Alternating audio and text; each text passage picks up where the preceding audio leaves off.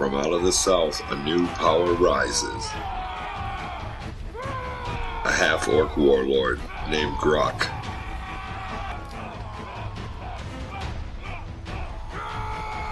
Despite recent defeats to the Orconic nation, Grok has risen to power and gathered his own army to take the fight to his enemy.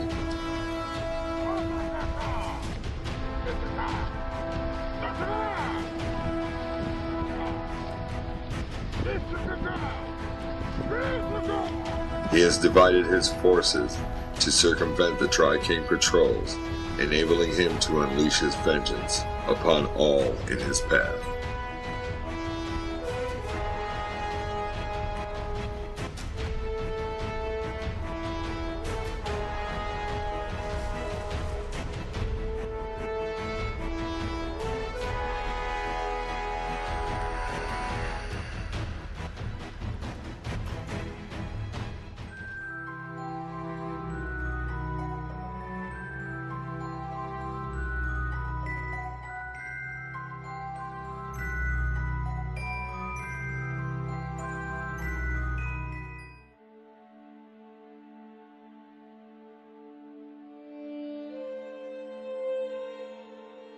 My Majesties, I bear news from the outpost of Epohwen and the endeavors of the Tri-Kingdoms.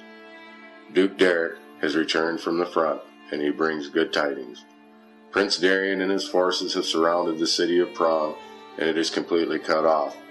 It will only be a matter of time before it once again falls into our hands. I fear, as in times of the past, it will only bring further war. I know this position is vital to the kingdom, but the cost is very high.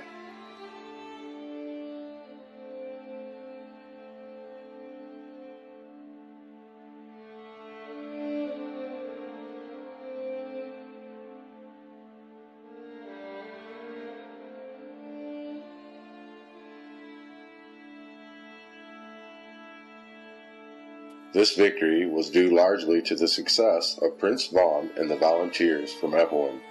Their raid on the Orconic supply lines was a resounding success.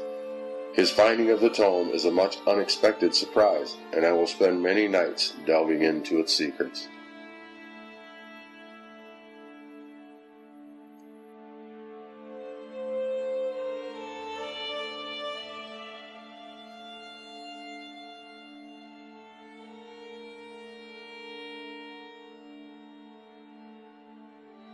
Goblins and kobolds seem to be rather active.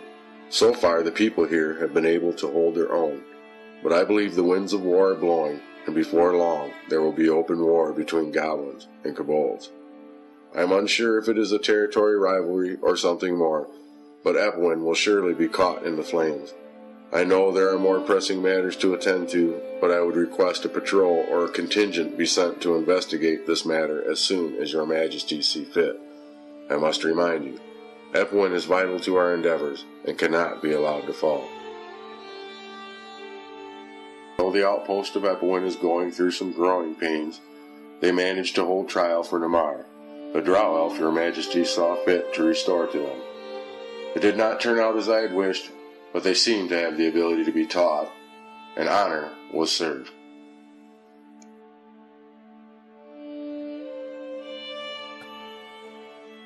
Lord Severn is wearing the colors of Ruinshire well, bringing them both honor and wisdom. He will be a tremendous asset to the kingdom and myself. My first promotion to him is going to be High Lord Executor, so long as it pleases your majesties. In this role, he will enforce the king's laws and aid me in the capture and sentencing of criminals. There are those here who see us as a threat, and as you know, my majesties, my vows sometimes conflict with what needs to be done. Although I myself cannot take a life, I have no qualms about ordering it done in the name of the kingdom and the law. My investigation into the lights in the night sky have met little success. I have heard reports from the outpost folks it would seem fairies have attacked them. I have not witnessed these creatures yet, so it is only hearsay. These creatures are said to be very ugly, resembling gargoyles, not the cute, sometimes irritating fairies we are used to. It is said a man of Epohwen was taken, and when returned he was covered with glowing lights. This man supposedly was trying to remove them when the man exploded, destroying the tavern in the process. I have not seen the man, and the tavern is certainly destroyed, so I must assume it is true.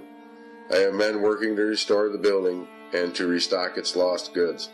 Duke Derek would be most upset if one of his favorite taverns were destroyed. I fear this new creature will require long hours of study. There is also a very strange rumor I overheard this last moon. Someone was speaking of King William, not our beloved the third, but the first. This, of course, is one of the first things on my list to confirm or prove false. If he is an impostor, he will hang from the highest tree until dead. Several times. As you can see, my lords, my plate is quite full. I have much to do for the glory of the Tri-Kingdom. I leave you now, hoping that in your wisdom you see fit to send the aid requested, and may the order protect us all. P.S. King Tate, you owe my lordship a new boat. Duke Derek has bested your son, Prince Vaughn, in a game of shoes. Huzzah, and hail the Tri-Kings. Your humble servant, Magistrate James.